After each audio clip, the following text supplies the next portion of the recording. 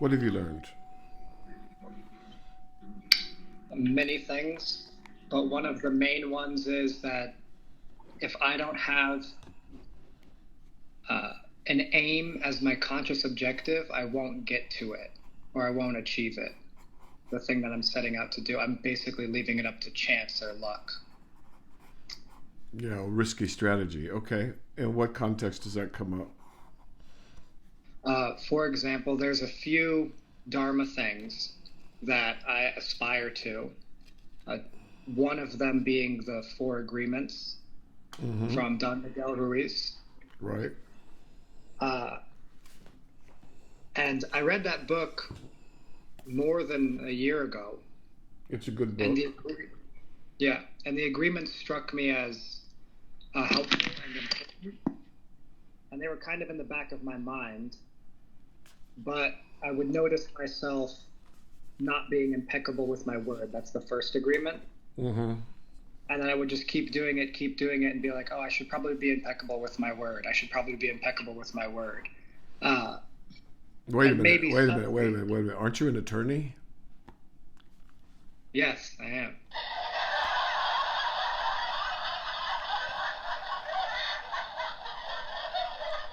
Never mind. That was a little joke. Go ahead. Well, I'll tell you, based on working in the industry for a while, many of us attorneys are not impeccable with my word, far from it. Yeah, that was why the joke. Okay. Yeah. So, I would want to be impeccable with my word, but it would be kind of a wishy-washy one, like the way people often want things. Not until a few weeks ago, or maybe a month ago, did I sit down and say, all right, I'm going to actually try this thing. I'm going to be impeccable with my word at all points in time. And if I'm not, I'm going to stop and recognize it and rededicate myself to being impeccable with my word. Good. And good. That's the kind of attitude that gets you places. So that had serious effects. I was definitely being more impeccable with my word and would catch myself, and I would definitely be more impeccable with my word.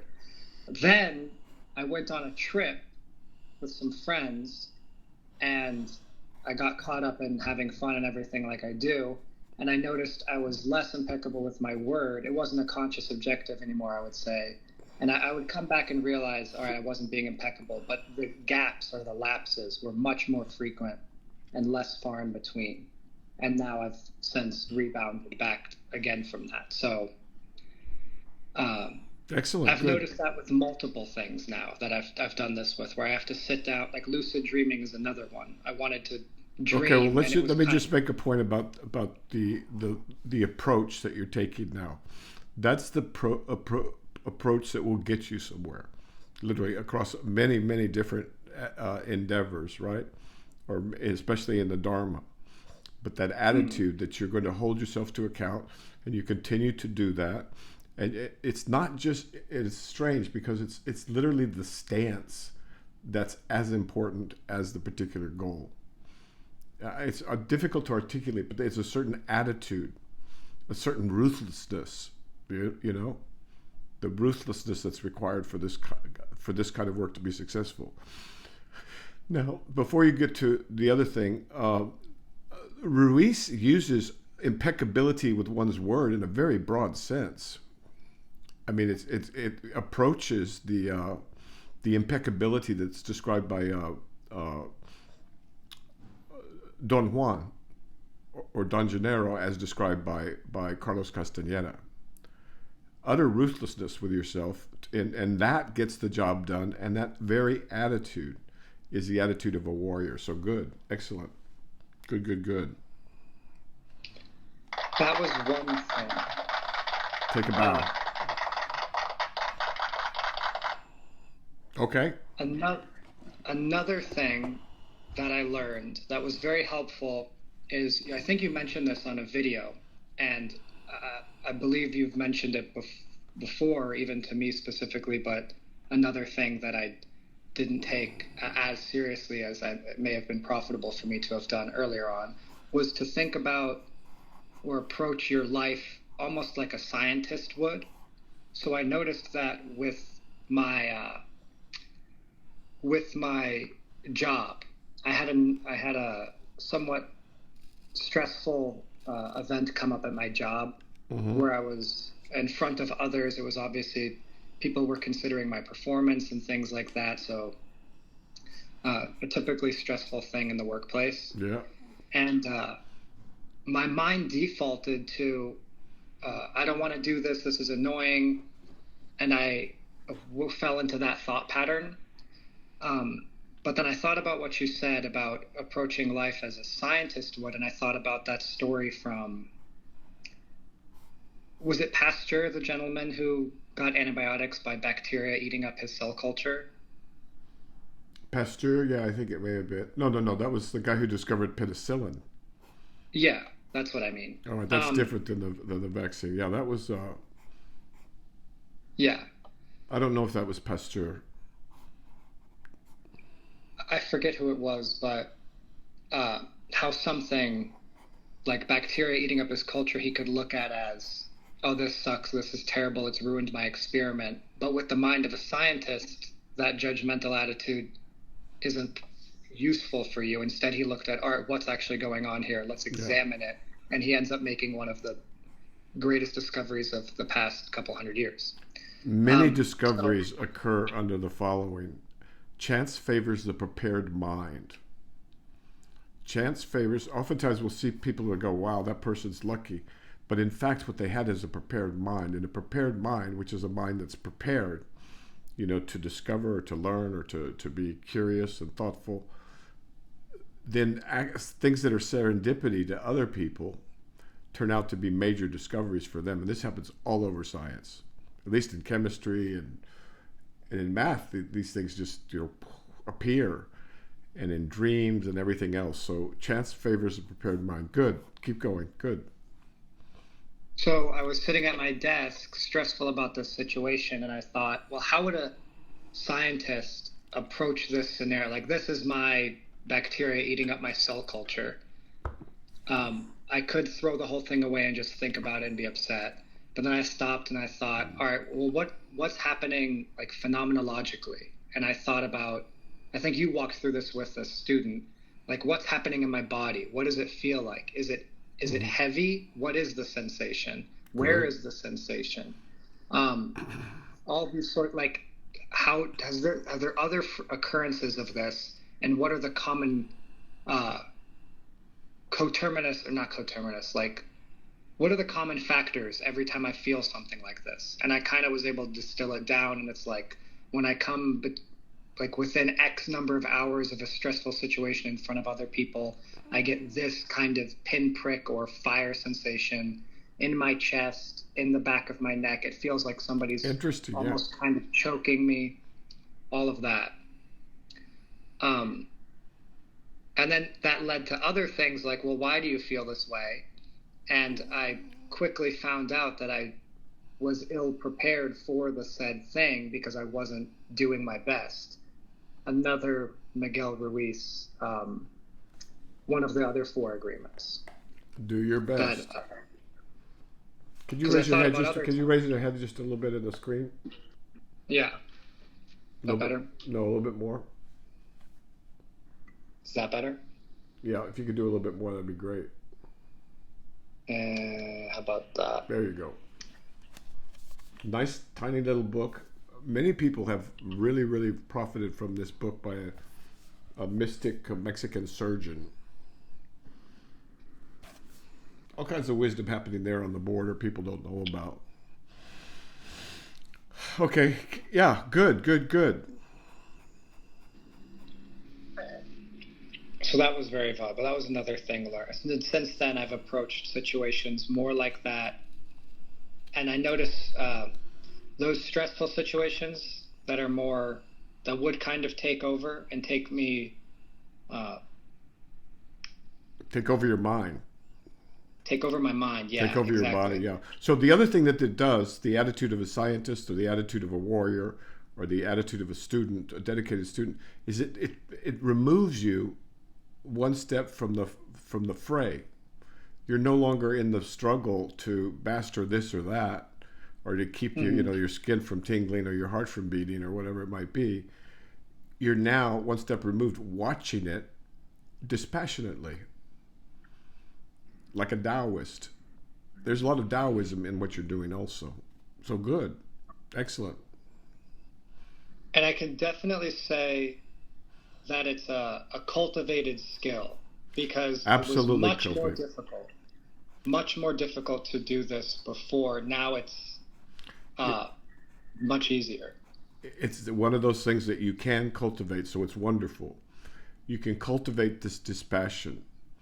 And someone summarized the way as being as simple as having no preferences. It's easy, you just have no preferences. And at the end, that's really what you end up with. You're fine with whatever happens. Because you're one step removed, and you know the worst thing that can happen is you're going to die. So what? Really, so what? When you might, and so this one step removed dispassion is like a foundational Taoist way of being. And you don't perceive less, you don't experience less, you don't necessarily even enjoy less, but you're able to handle the ups and downs much more equanimity. Mm-hmm. And equanimity can be cultivated and should be cultivated. Because, like, again, some virtues can be cultivated, and it's important to realize what those are, because then you can make them very, very strong to the benefit of you and everyone around you. The paramitas, the little boats, are exactly that. 6 core virtues, not in the religious sense of, oh, you're goody-goody or anything like that, but in the sense of skill in living, skill in being in the world. So excellent, good. Let's see. Oh, another thing is I've been on that same path. Same line of thinking. I've been taking very seriously lucid dreaming now.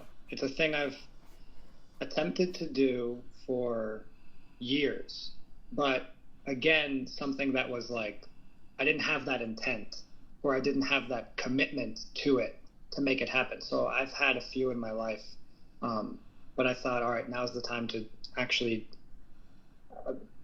try this thing instead of just be wishy-washy about it. And so going to sleep at night, I've gotten to where it's almost like the body is asleep, but the mind is still awake. Yes. And or the body's going to sleep, and you can watch it, and you see certain signs that you're aware of your mental status, where normally you'd be unconscious. Exactly. Yeah. And yeah, that has also been something that has been cultivatable. I can go further and further like that, and I'm still trying to do that. Yeah. So do that. Okay. So there's the place to practice is in hypnagogia. Hypnagogia. HYPNO Gogia. GOGIA. And this occurs in between when you're falling asleep and also when you're waking up. So if you could set your intent, right, enough to where when you're waking up, especially from a nap, but also in the morning, and hold on to that twilight state as long as you can. But you have to do it. You have to hold on without holding on, because you'll contaminate it. But that's the spirit. Just keep doing that, and it will work. Perseverance is what works here. So good. Yeah, it's gotten to. I didn't know that in the morning you could. I haven't tried that, so I should set my intent for. Yeah, I didn't. Thank you.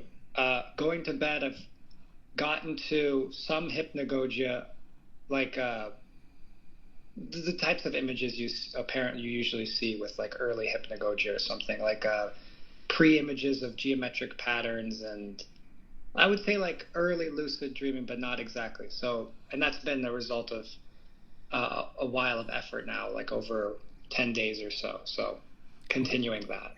Okay, so one of the things, not so much geometric patterns, but you'll notice certain patterns in your thought process as the hypnagogia or the early or that's stage of sleep begins, and you'll notice that your thought processes start to deform, or they start to act, I don't know if that's the right word, they start to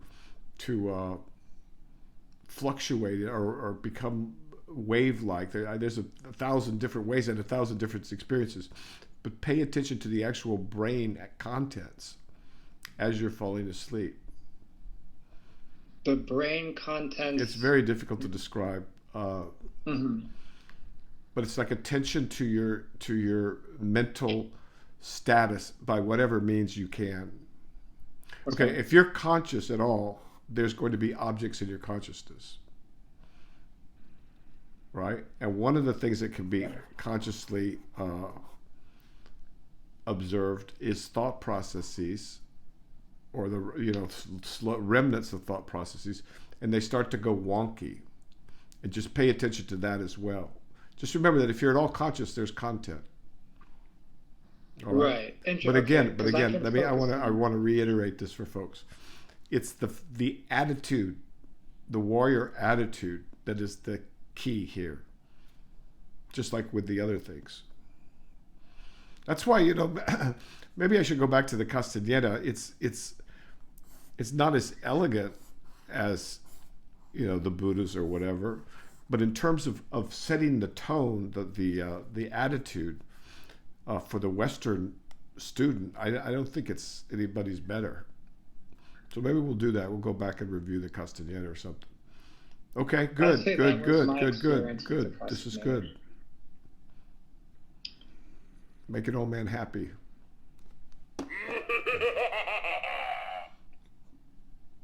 Good.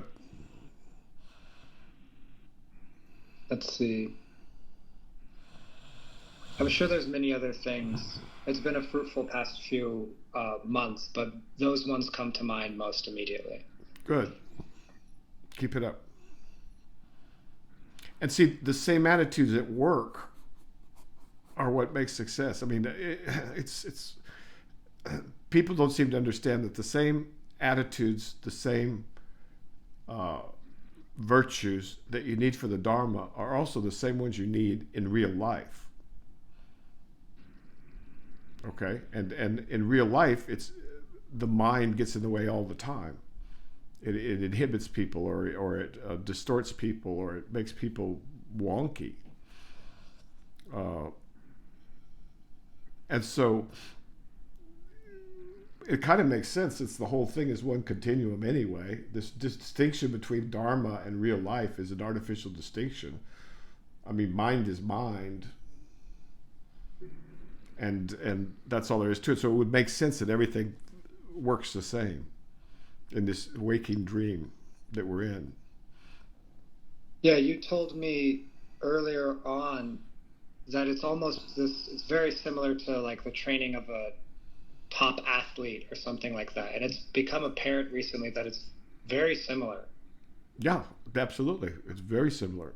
And if the athlete doesn't have the motivation, he's going nowhere, no matter what his natural ability is.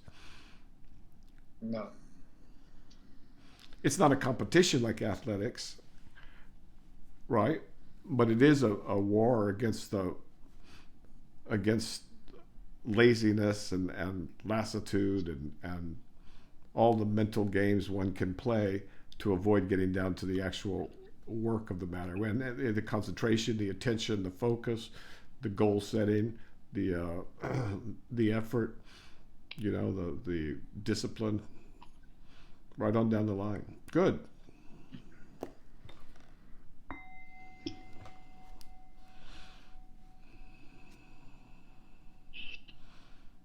Now, what would you do go ahead. Oh, it was a question, so please, whatever you were going to say. I was just going to ask, what were you going to do when you wake up and you find yourself in a dream? In the lucid dreaming thing. Well, the first thing I want to do barring, I mean, I notice that my dreams end up going primal, like doing fun things or, other things that people do. After all that, hopefully I wouldn't go Primal? straight to Woohoo. that. But if I do, I'm sorry. Well, then after, go ahead. I, I said, hopefully I wouldn't go straight to that, like monkey business.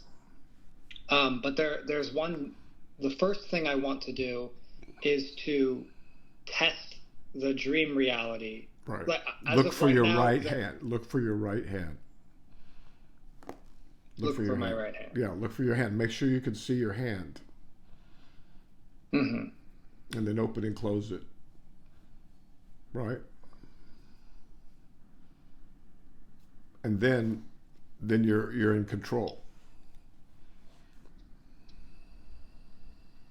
Yeah, because we've talked about the dreamlike nature of this phenomenal world, the everyday world. This is like a super lucid dream. This one. I mean, it's not super lucid, but it's lucid dream. The sky and the trees and the clouds and the wind and the light, the golden light in the evenings. Yeah.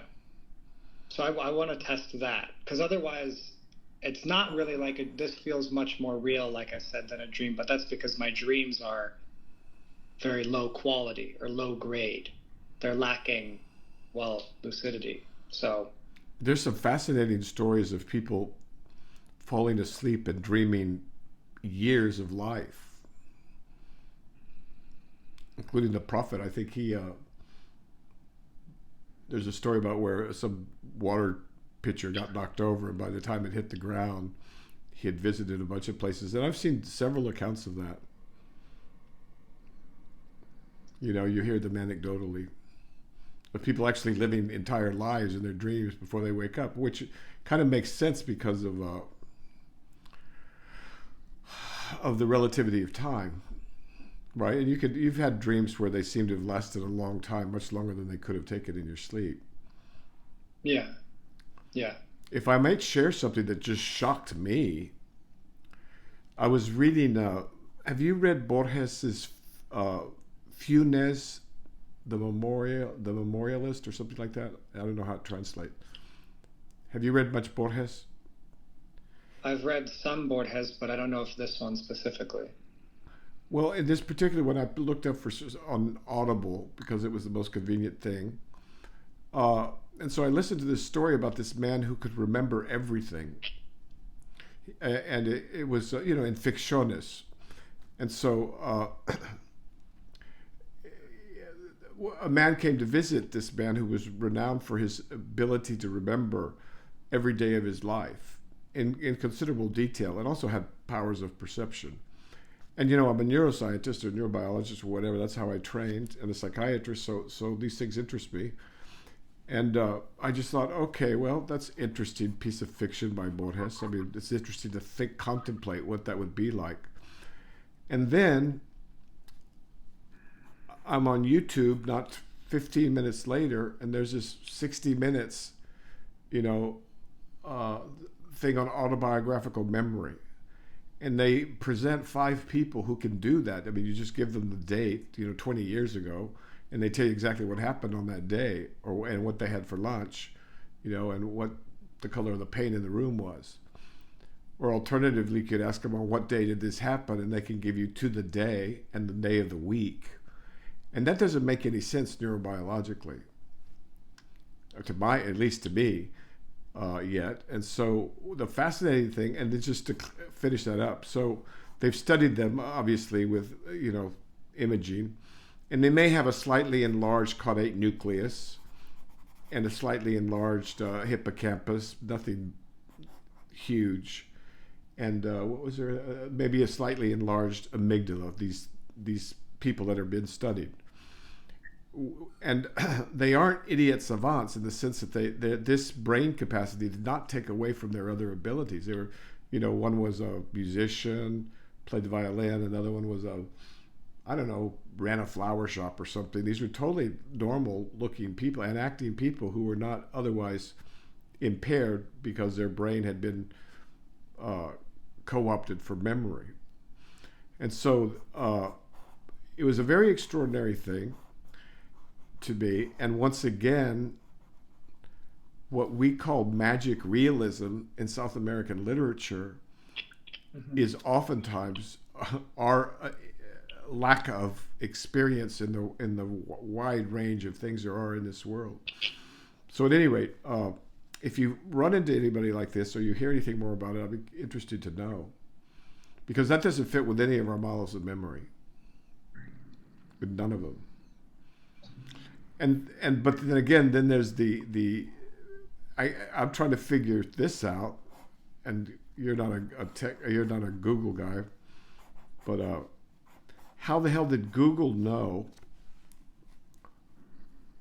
of what I was listening to on Audible, which is an Amazon product? Anyway, I digress, but I've just found that interesting. And when you get to know Borges, the writer, you'll see why it's particularly interesting. You should at least read The Aleph by Borges. Have you read that? The Aleph? Yes. How do you spell it? Aleph. That's ficciones? Yeah. Is it one story or? Yeah, is it's it just like a few pages. Okay. But remember, it's off. Okay, just remember that it's off, but it's close. Okay, all right. Let's keep going. Yeah. We don't want to turn this into book review, although that wouldn't be bad. Go ahead, keep going. Well, I had a question. Good.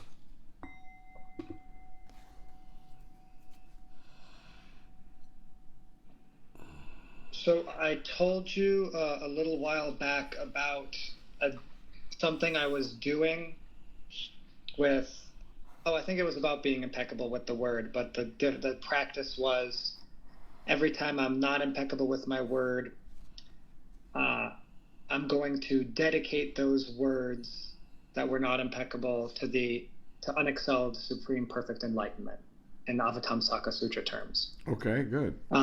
And I was going to monitor how that affected, my life. And I described it as an experiment, and you said that was more like a dedication of intent. But I've heard from you and others like Francis Lucille, Rupert Spira's teacher, about conducting experiments. Does he say that? Does he say that? Yeah. So he does say that. I like this guy Francis Lucille because he's a trained physicist. I don't know. I haven't been watching long. And another guy, in addition to Francis Lucille, while we're talking about people, what is his name? Bernardo Kastrup. Kastrup. Now, he's a very, very well-trained philosopher, but he also worked as a physicist at CERN, right, which is kind of the top of the line for that kind of experimental physicist. And he's a computational guy. He invented some, or worked on some algorithms or something like that. So he's a solid computation guy. He's a solid philosopher, and he's a solid physicist. And he's an idealist in his sense of the word. So I recommend both of those people. And I like it when science guys, especially, come over to the light. All right. And that's going to be happening more and more. It is. That's the time of our age. That's going to be the thing of our age, or your age, not mine. I'm excited to see. No place else to go. So Francis Lucille does talk about experiments. He does it in the context of once you learn about what's the word they use? Non-duality, like lack of a separate self, then you can start conducting experiments to see whether that understanding comports with the nature of reality. Like, that sounds interesting. Do you have an Yeah. example? He didn't give an example, but he basically said it like, once you understand that or you learn this, then you can conduct an experiment to see, hey, does this check up? Like, let me change a habit and see if this doing things this way is more, I don't know, accurate or something like that. He didn't give an example though, so I don't know if. For the last 20 years or so, I've not liked the word non-duality. I think unity makes more sense. Non-duality just seems like you're presupposing something else, whereas when you realize it's all one thing, unity just seems to make more sense to me, you know. But okay, it's just language. Yeah. So my question's about the experimenting. Like what? I guess I did middle school experiments, but what looks like an actual experiment or types of experiments that you could run in the Dharma, as opposed to just what I said, which was you described as dedicating your intent. You could, when you go on a walk for an hour or two, you do mantra the whole time and notice if there's any change in your mental status. That's one. I mean, you know, there's endless ones. You set up a system where when a bird flies across the sky, you immediately visualize the blood cells in the chambers of its heart. That's another one. You could. I did this. I was going to to get past the boards in California when I moved to California the first time. You know, you're not the boards, the medical licensing exam. They put up these barriers where it's a Massachusetts license won't transfer to California, so you have to take this exam.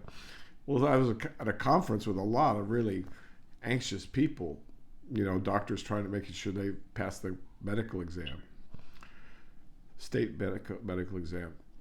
And for some reason, I got it in my head to visualize them as just skulls, not skulls, just brains like this, with a trailing spinal cord, and they were all walking around the hotel and convention center, just brains and spinal cords with a few nerves. You know, it just popped into my mind. You know, maybe it was dealing with anxiety of my own or something. But I did that for a while, and it had interesting effects. And so, just anything, right? This whole cosmos, this infinity of possibility, is ours, literally ours to do with as we wish. And in these realms, the freedom of is unspeakable. I mean, in terms of what we can do with our imagination or our creativity or whatever, it's endless. You could listen to the birds and see what they're saying. One of them just asked me to throw that in, but you can do that. You know, there's any number of things. Mm. I mean, it is a song of God, is it not? I mean, so these things there's miracles everywhere. We act as if we understand reality. We have no clue. No clue whatsoever. We have these conditioned thoughts, these conditioned patterns of you know, describing and thinking about and so on and so forth, but they're at one level of abstraction, which is totally arbitrary. And we do the same thing over and over and over. And no wonder people get bored when there's a whole wonderful cosmos. If you think about it mathematically, think of a matrix of mathematics, right? It's an entire universe of that, and you can go and do whatever you want. So, at the same time, I remember when I asked about the second attention before, which can you imagine like what a blade of grass looks like to a beetle that's walking alongside, or a caterpillar that's walking on that blade of grass? Can you imagine what the blade of grass looks like from that level? Or a leaf? Yeah, I think about that, like the St. Louis Arch or something. And then that creature turns into something completely different. Now, how does the butterfly see the leaf? See something completely different now because it's interested in flowers, not leaves anymore. It can't even eat leaves anymore, the butterfly. So what gives? How does that happen, right? Well, I mean, how does a caterpillar who spends its life flat on a leaf, eating leaves, one day become a butterfly that no longer eats leaves, and doesn't crawl. Now it flies. You know, it's just that's staggering. I'm sorry, go ahead.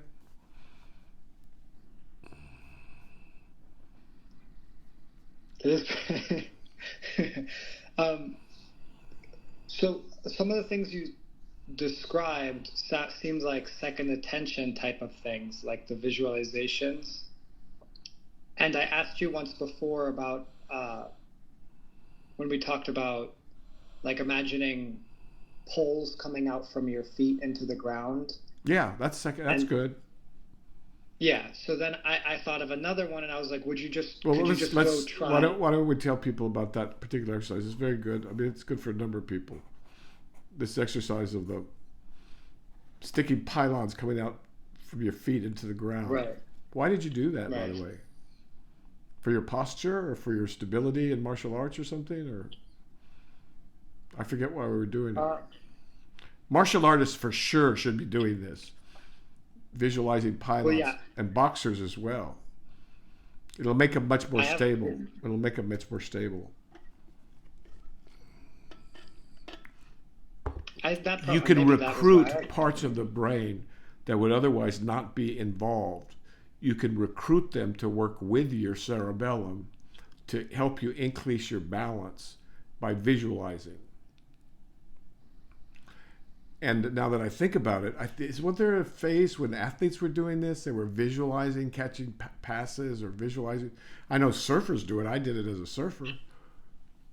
So you literally recruit more of your brain. So normally, in just plain old, let's say wrestling, you're just using, I'm going to have to take this whole thing apart to get to the cerebellum. The cerebellum's back here. Lots and lots and lots of neurons because it's what keeps balance. Right back here. You can look it up on YouTube. But then when you recruit the frontal cortex and the temporal lobes, by the way, the other thing they found with those people, they seem to have more temporal lobe activity. Then you just got more brain working for you. So yeah, go ahead. We only use, it's like, we use like 1% of our brain, our potential. And that's what those memory folks prove to us, right? Yeah. All right. I'm sorry. What was your comment or question? So I was doing that one, and I was like, what other things in the second attention can I do? And I described one where I tried to make myself warmer on a cold day by imagining like a ball of fire in my belly. And then you were like, I was like, can you just go off and try, would you go off and try anything? And you were like, well, I wouldn't go off and just try anything. You can get lost in the second attention. So is that not what you, well, that's tumo. Like that's tumo. And you can do that, but that requires quite a bit of disciplined practice for a long time. It's a big deal in the Himalayas, especially around in Tibet and Nepal. But you have to specialize in that, right? Because that takes years of devoted practice. And yeah, they could raise their body temperature and they can dry off sheets and stuff. But those are meditators that have specifically, you know, it's cold up there and it's nice to, you know, keep yourself a little warmer, I guess. But that's one that's, I think, quite difficult. Because you have to override all kinds of receptors. Go ahead. Yeah, so I asked if you would try just about anything, and you said I wouldn't go just try anything. There are some things that are more tried, tested, like known. For example, the pylons one. Yeah. So, right. But compare that with what you said a little while ago about, like, the world's wide open, try anything. Like the visualizing just a right, but some things, okay, you have to, like anything else, you have to look at downsides as well as upsides. You have to look at cost versus benefits. Now, the things I described require nothing, pretty much. You're going to be walking anyway, so you just do your mantra the whole time and see what happens. when you see birds, you're going to be looking at birds anyway. Why not visualize? I mean, I'm not recommending this for anybody else. I'm just saying that I did this for a while. It was very nice to try and see an alternative reality. And what are some of the others? With the pylon thing, where you're visualizing these pylons extending from your feet into the ground, I don't know, 3 or 4 feet, it costs nothing, right? So you do it, and the benefits, it might be a benefit, especially if you're, a martial artist.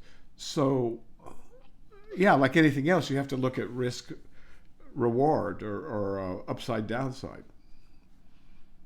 So I mean, to go to the Himalayas to practice, raising your body temperature or going into an ice room. I mean, we know that one. I mean, that's been done, but it was done by very devoted and specialized monks, and you could look that up. So you don't want to unnecessarily waste energy. And I just picked the ones to try out that I think are low cost and maybe high reward. Yeah, like lucid dreaming. Okay. But don't make it the goal. I mean, lucid dreaming, it'll happen sooner or later as long as you keep your intent up. Mm-hmm. But I wouldn't make that the goal. Yeah. Good. Okay.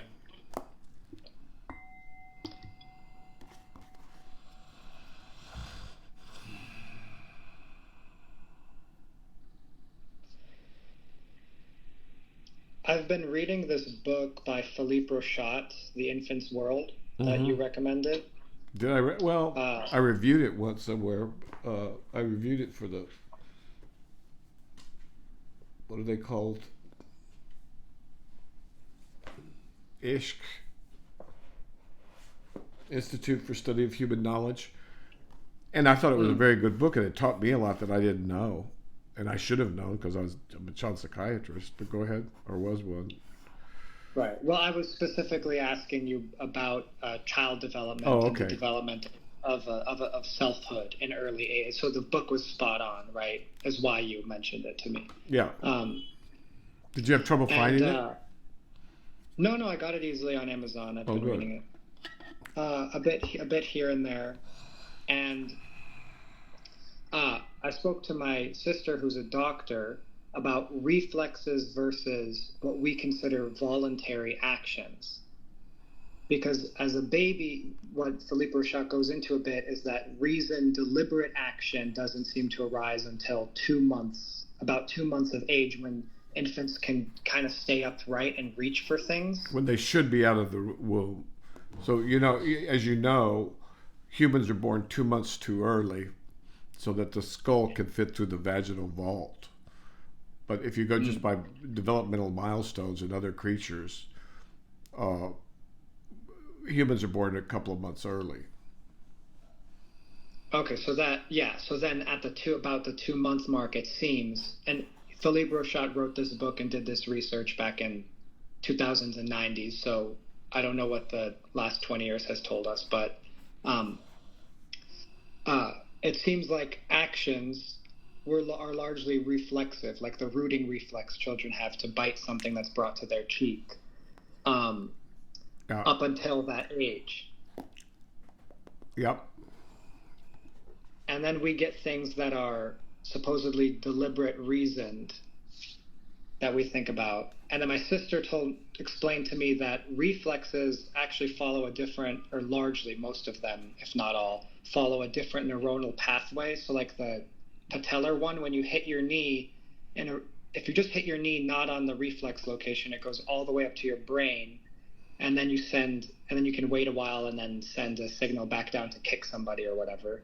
But if you hit the patella, it goes up to the nearest spot and the spinal cord and goes straight back down. Dorsal root ganglion. And that's why it's so fast. Yeah, dorsal root ganglion.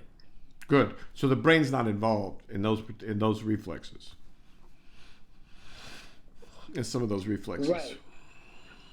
So I was playing with that and the idea of and free will and dharma, obviously. So I was thinking about all of what, and I wanted to ask you as a neuroscientist and doctor, not practicing anymore. Right. Thank you. that are an infant's, and maybe you don't know, but is everything reflex for the infant? And then we just get this idea of, oh, somebody's deliberately reasoning to act with free will in the month's age, like 6 months or something, but everything before is just all reflex. Okay, everything hinges on definitions as usual. So what we call reflex typically means something exactly like that, like a rooting reflex or Babinski reflex. If you rub a pen on the foot of an infant, the toes will go up and then go down. Yeah. Babinski. Mm-hmm. There's a lot of reflexes like that. That's what we call them, and there just happens to be the ones that we know about. There's others, if believe it or not, this is a lot of fun. If you rub the back of a thumbnail or something on the inside of your thigh, your testicle will go up. It's a real riot. So it's the cremaster reflex. And if that's not there, then something's really wrong, right? And if the Babinski's off, then you're dead. So physicians use these for different things, for clinical reasons. Okay? So now what's the question again? 2 questions. One, is everything a newborn baby does like medically defined reflexes? No. For example, I don't know if a baby has much hair, but let's say a baby had some hair, and if it got cold, it had the hair stood up. Or a baby's cold, so it increases his heart rate to increase blood supply, growth. You could call it a reflex, but again, it's just words. The body is a very miraculous thing. It does all kinds of things on its own. If you give it butter, it gives you amylase to digest the fat, and then if you give it milk, it gives you a lactase to. Now, so how does it know? And is that a reflex? I mean, those are just different terms we use. The whole division between body and brain is going to dissolve in our century, I predict. Okay. My second question, because all of these organs have minds, so we can define intelligence as the ability to solve problems, novel problems, the ability to see something you've never seen before and devise a strategy to deal with it, whether it's a paramecium or whether it's a human being or whether it's a liver cell or a pancreatic cell. And so these different levels of intelligence are all now being recognized.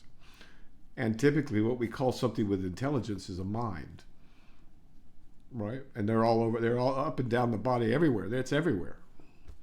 Yeah. So we're in a cosmos of minds as well as everything else, just to make it even more glorious. Right? And that it sounds a little wonky right now, but it won't later. Okay, so keep going. Well, my one other question on that was whether there are accounts of people, quote, taking control, end quote, over reflex reactions. Like the patellar reflex, you hit the patella, and people being able to consciously not react to that or react later or whatever. I don't think so. Interesting. Have you ever been to the doctor? They tell you to pull your hands like this, or you think about something else. That would go against what I'm saying, but I don't think if it doesn't get to it doesn't go up to the brain, and it's just right. the stimulus, to the dorsal root ganglion and back from the spine, then I don't know how you're going to exert any conscious control over it. I don't think so. And Babinski, I'd say absolutely no. I mean, you could conceivably inhibit some of these.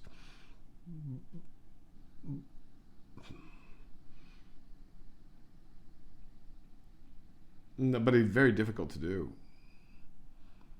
because they don't involve the upper brain. Right. Okay. Conceivably, why does it matter? Or maybe you're just curious. So that's okay too. Well, no, I mean, the people, when you look into whatever yourself is, then the idea of that thing, ego, whatever, controlling all the actions that you're doing doesn't make much sense. But I'm trying to figure out the line that people draw between like voluntary versus involuntary, because they're pretty clear about, well, reflexes, we all consider those involuntary. Nobody exerts free will over reflexes. Right. But then they do exert free will over things that aren't reflexes. So I was wondering, one, where the non-reflexive reactions begin. You know, an infant is all reflexive. It's a clinical term, and so I think it's useful only in its context. I think reflex otherwise, if you put sugar into the bloodstream and the pancreas secretes insulin, is that a reflex? On the human level, on the pancreas level as its own mind, I don't know. Yeah, so the word reflex I don't think is going to carry very far outside of clinical domains. Okay. That would be my first stab at it. I could be wrong, but that's kind of my first stab. Where we try and shoehorn reality into the words that we already have. And so that becomes limiting. But did you enjoy the book? Yeah, I'm about a third of the way through now. I am really enjoying it. Very ingenious experiment. Very ingenious experiments. What they do is they measure the pupil of the baby and they show them stimuli, and they can tell by the pupil whether or not the kid has seen it before or whether it's novel. And kids like novelty. I think this is the paradigm, isn't it? The pupillary. It's all habituation and eye movement too. Yeah. So we can infer things about the infants, the early infants' mind and brain, by measuring these things without poking them with anything. It's very interesting. Yeah, and important too, I think. I have a different question. Okay.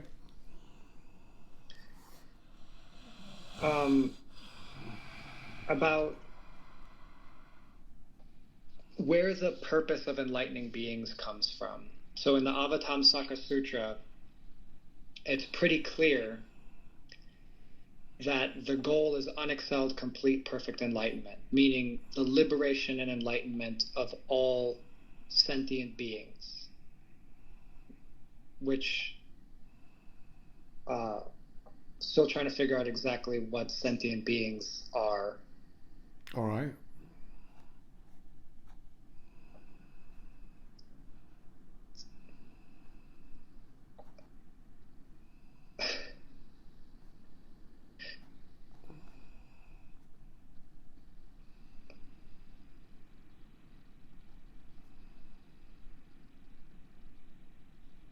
Actually, never mind on that one. Okay. Oh, I wanted to know.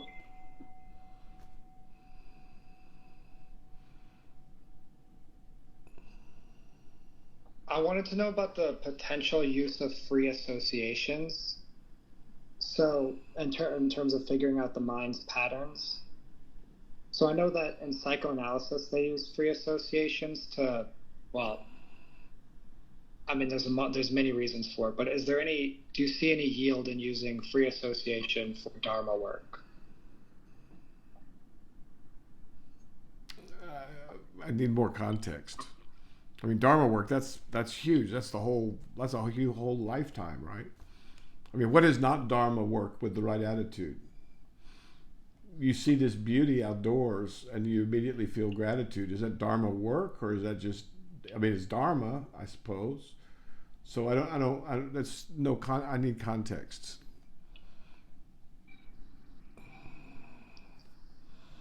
Okay, so here's one thing. Like when I read Mulla Nasrudin tales. Oh, good. I'm glad you brought it up. Now, this is a superb book for a thoughtful woman or man. The Subtleties of the Inimitable Mulla Nasrudin, or otherwise known as the exploits of the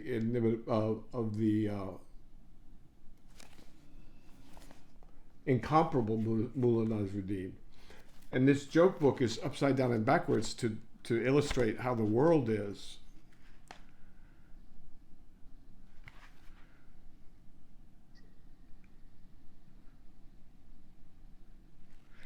And these jokes, some of them are laugh out loud funny.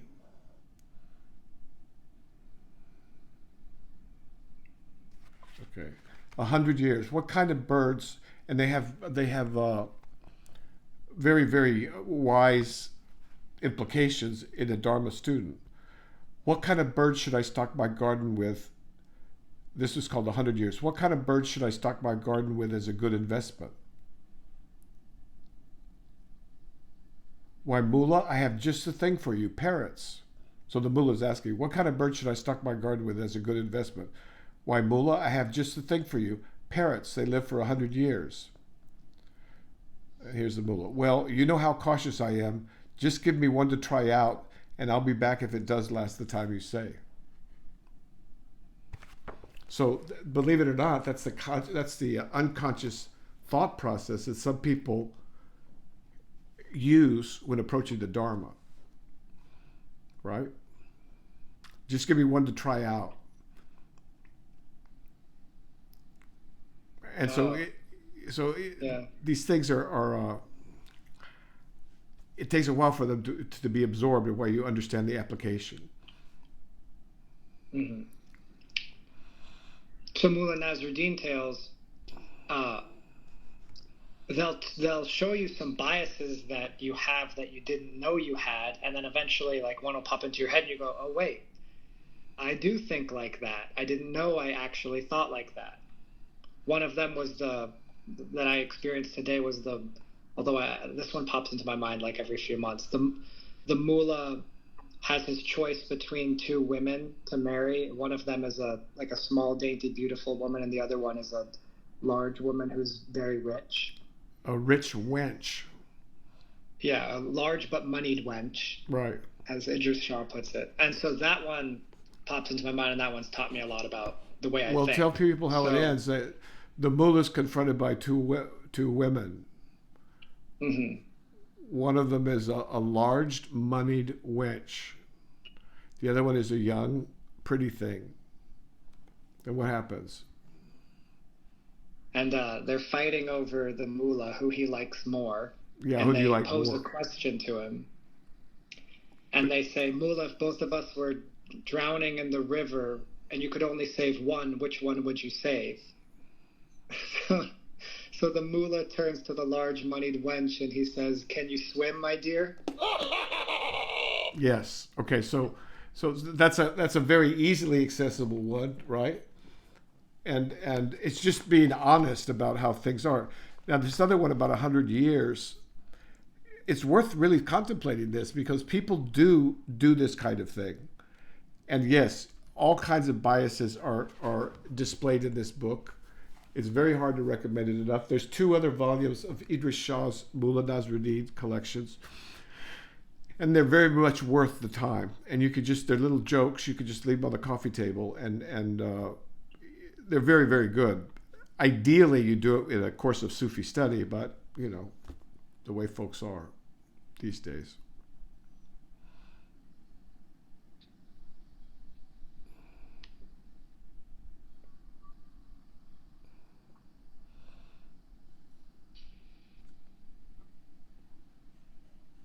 Was there a comment about the Mullah besides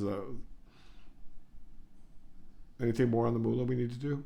I lost track of where we started. No, I was asking about free association and whether it could play a similar role to the Mullah. But now I'm seeing there's so many confounding factors. So if I pose a free association to myself and free associate to 100 years. Say it again? Free associate to 100 years. Are you asking me to do that right now? Yeah. What comes to mind when you think 100 years? $1, an old man, the 100 Years' War. I don't know if that's an actual war. A lifetime. Probably the day I die. A lifetime. So in pondering these a lifetime. So in pondering these jokes or these teaching jokes, yes, you have to use free association to a point. It takes skill, right? Mm-hmm. Okay. Otherwise, you think it's just being cruel, or being stupid. when he's not, or whatever. I mean, he's posing as a fool, but the wisdom of the mullah is known worldwide, literally.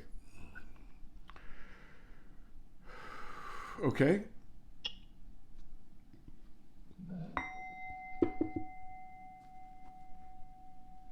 Anything else before we stop?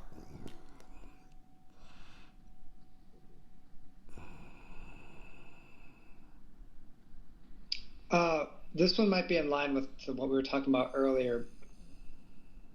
Before you said that becoming a tree is easier than becoming an ant. And you talked about Don Juan, and I read this in Don Juan, noting that there's a special connection between humans and trees, or they're more like one another than some other animals or things in nature. Is there anything more you could say about that? Just what occurs to me at the moment, which is a tree is a solitary being that often lives in families or groups. And the ant is really a colony of thousands of beings. Right? They are organized as the social organization is entirely different.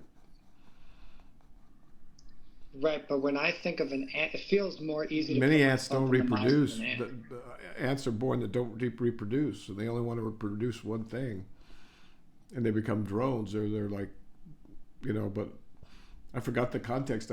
Yeah. So what's the question? Are there other things like that? I feel very, very close to the crows.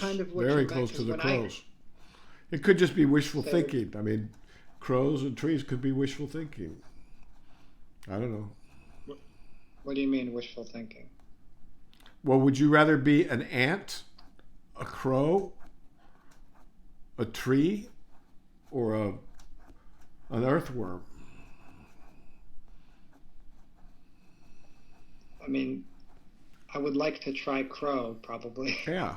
Do you want to read folks a little Avatamsaka before we sign off? Sure. All right, good.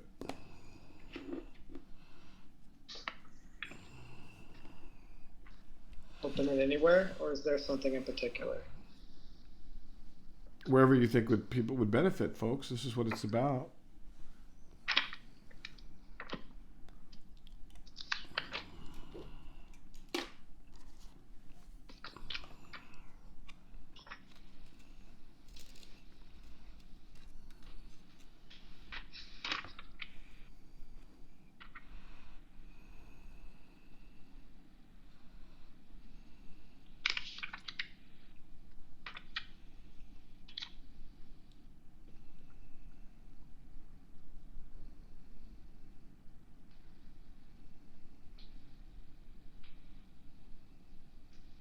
Okay.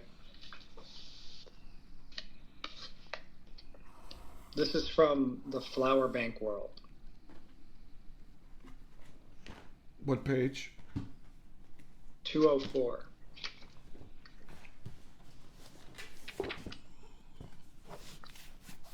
Magnificent translation of the Avatamsaka Sutra, circa 2nd century, now in English for the first time. The Flower Bank World. 420, did you say? 204. 204.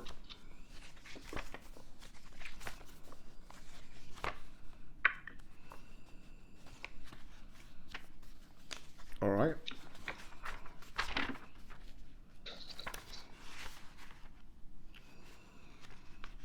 Then Universally Good again addressed the great congregation. Children of Buddha, the surrounding mountains of this flower bank array, ocean of worlds, rest on lotus blossoms of sun pearls. Their mass is made of sandalwood crystals, the peaks of majestic diamonds. Their curves are made of precious stones of exquisite fragrance. They are composed of fiery diamonds. Rivers of all perfumes flow between them. Their forests are made of all kinds of jewels. They are covered with beautiful flowers and fragrant herbs, and studded with bright pearls. Nets of precious stones are draped all around. There are as many such beautiful adornments as there are atoms in an ocean of worlds. Then, to recapitulate, universally good, the enlightening being, receiving spiritual power from the Buddha, looked over the 10 directions and said in verse, "The great ocean of worlds has no bounds. Its circumference of jewels is pure and multicolored. All the adornments it has are of rare beauty. This comes from the spiritual power of the Buddha. Rings of jewels, rings of exquisite incense, as well as rings of pearls and lamp flames, various beautiful treasures adorn it, whereon rest a pure ring of mountains. Their minds are of solid jewels. They're decorated with rose gold. Their light blazes throughout the 10 directions. Inside and out they shine, all pure and clear. Made of masses of diamonds, also raining beautiful jewels. Their jewel atmospheres are unique and different, radiating pure light, beautifying everywhere. The fragrant rivers divide into streams of infinite hues, scattering flower jewels and sandalwood, with lotuses thickly blooming like clothing spread, and rare plants abundantly growing, all of them aromatic. Countless jeweled trees adorn everywhere, the colors of their blooming flowers radiantly bright. Various kinds of fine raiment are placed thereon, with clouds of light shining everywhere, all round and full. Countless, boundless, great enlightening beings, holding canopies, burning incense, fill the universe, each producing all wonderful voices, everywhere expounding the Buddha's true teaching. The trees of precious elements have branches of jewels, each jewel branch emitting light. Vairocana's pure body enters therein, causing all to see. And all the adornments are manifest Buddha bodies of boundless forms and countless numbers, all going to all quarters, reaching everywhere, the beings they teach also being limitless. All the adornments emit sublime sounds, expounding the circle of the Buddha's original vows. Buddha's independent power causes them to pervade all the pure oceans of lands there are.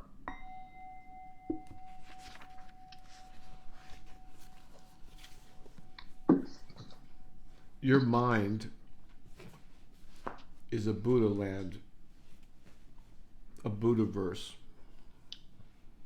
Why would you not want to adorn it like this?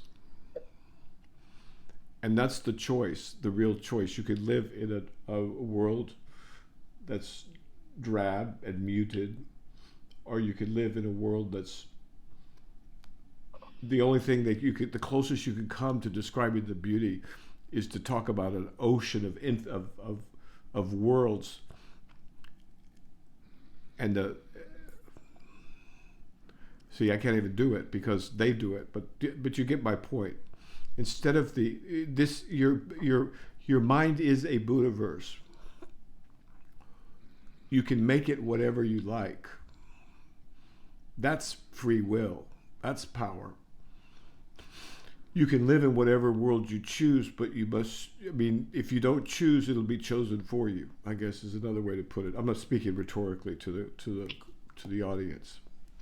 So thank you very much for the reading. Very, very much. Anything else before we go? No, that's it.